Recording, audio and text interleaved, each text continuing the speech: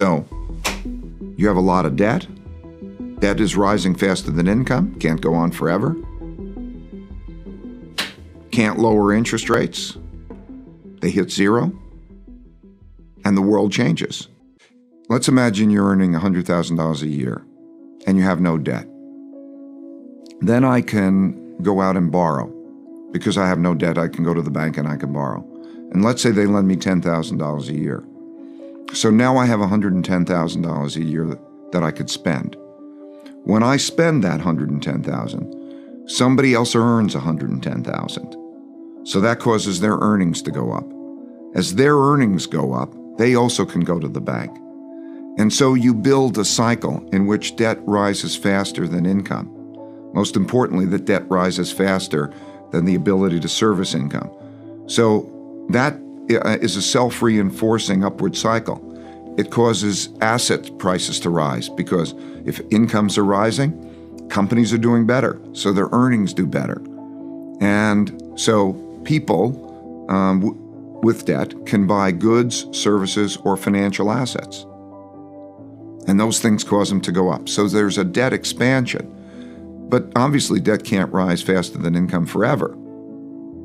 Usually, when we had a downturn, you'd lower interest rates because lowering interest rates would have stimulative effects on the economy.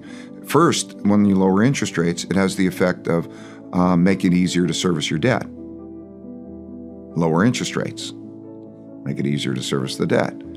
Also, it makes items that are bought on credit cheaper. Your monthly payments go down. If you buy a car or a house, your monthly payments go down if interest rates are lower, so it makes it cheaper, meaning you could afford more. So it stimulates the economy.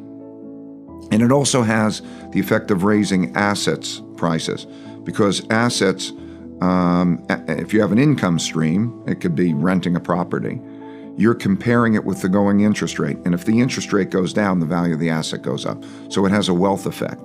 So as the economy works, when there were lower interest rates, it would have the effect of stimulating an economy. And that stimulated economy really stimulated debt growth and therefore purchasing on debt, and it raises. So the economy always has gone through these cycles in which interest rates go up when they're trying to slow the economy, interest rates go down when they're trying to stimulate the economy. However, when interest rates get close to zero, it doesn't work. So you have a lot of debt. Debt is rising faster than income. Can't go on forever. Can't lower interest rates. They hit zero. And the world changes. So that's the basic cause-effect dynamic. So in 2006, 2007, it was very clear we were in a bubble. But like all of these situations, people at the time very much get carried away with what's happening at the time. Like 2005, 6, everybody says the stock market goes up, it's a great investment, because it went up. They don't realize it's more expensive. Going up may make it more expensive. But no, they look back and they say, it's a great investment, or houses, or I can go borrow money and buy houses and do this. But they don't think about the paying back and how that works. This is human nature. This has happened through hundreds and thousands of years. And so they get to the point where interest rates can't go down, there's not a rectifying of the problem, and you begin a deleveraging.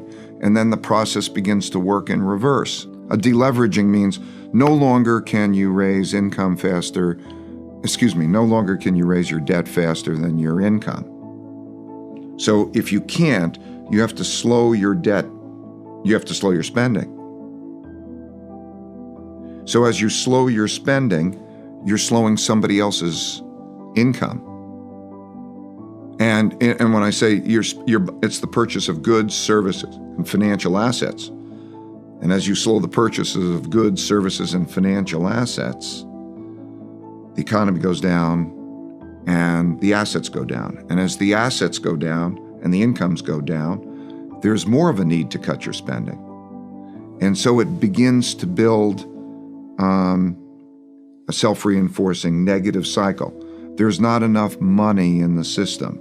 There's not enough money in the system because, again, just think of it. There's spending, and spending could be paid for either by money or credit. So if you go into a store and you're buying something, let's say I'm buying a suit, I can pay for it either by credit or I can pay by money. If I pay by credit, it's a promise to deliver money. If I pay by money, that transaction's complete. But since I can pay by credit, I can stimulate the demand, I can have a strong economy, but I owe money. And so the owing of the money means that when I can no longer produce credit and I have to go get money, I need more money in the system. And when you have a zero interest rate, then the central bank is stuck because this deleveraging will continue to feed on itself.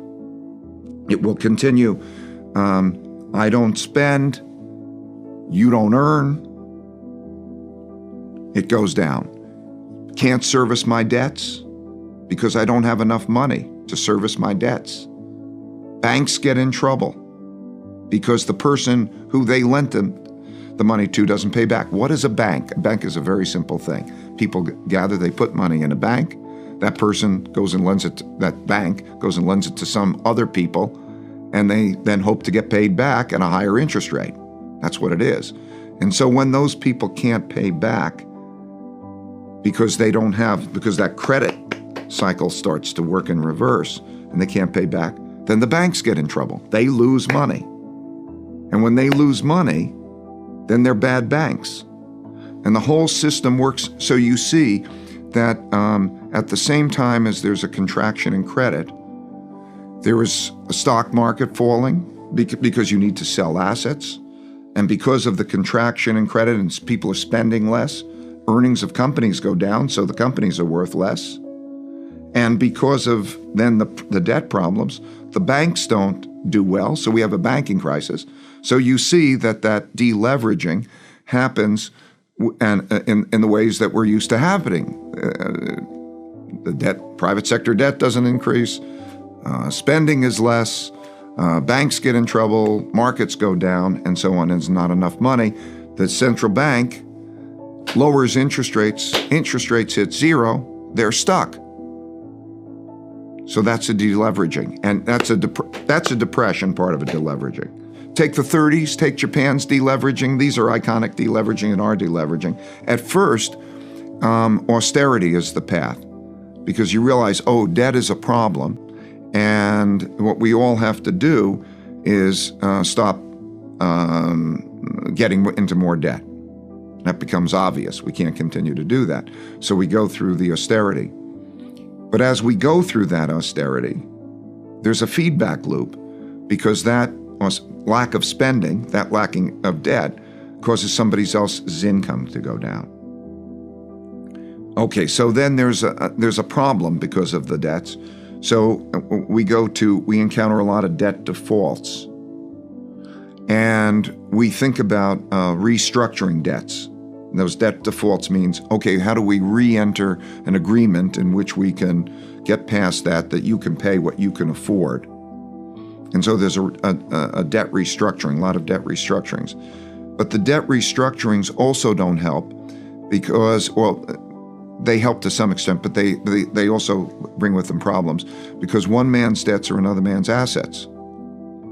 So if I lower your debt, let's say when you do a restructuring, you can pay half. Your mortgage, you come in, we'll readjust your mortgage, and you can pay half. Then I have to write down that mortgage. And so my wealth goes down. And as my wealth goes down, I can borrow less and I can spend less. So it feeds on itself. So the problem is that there's too much debt relative to income. So you can reduce the debt by having austerity and cutting your debt, and that's good. And that's deflationary. And it's negative for growth because austerity means less spending. And you can restructure. So that is deflationary, and it's negative for growth. And so that produces a lot of pain at the same time. So like in the 30s, 1929 stock market crash, and you go through that.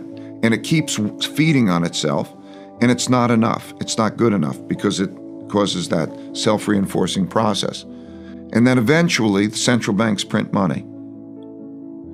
So in March 1933, which was the bottom of the Great Depression, President Roosevelt severs the link with gold and prints money, because money, a debt is a promise to deliver money. So if I can slip a little money into the system, it eases that pressure. The printing of money, people think, is inflationary, and in and of itself, it is inflationary. But if it's happening at the same time as the other deflationary factors are happening, so that there is still austerity, there is a certain amount of restructuring or working out debts, and the amount of printing, so that they balance. All three of those approaches have the effect of lowering debt relative to income. So you can lower debt relative to income without having a terrible situation. It's still not. This takes a long time. They call it the lost decade. These countries go through lost decades. It's usually more than a decade, maybe 15 years. But it's an adjustment process, if done well, in which there's the right mix between austerity, not raising debt relative to income, and restructuring, getting the debt payments in order, and putting enough money into the system. So you're seeing Europe go through that. It's classic. And all countries and people and companies, in one way or another, through history, this has happened. I mean, the main lesson to learn, but it's not human nature to, is not to have debt rise faster than income for an extended period of time, because that's a bubble that won't last.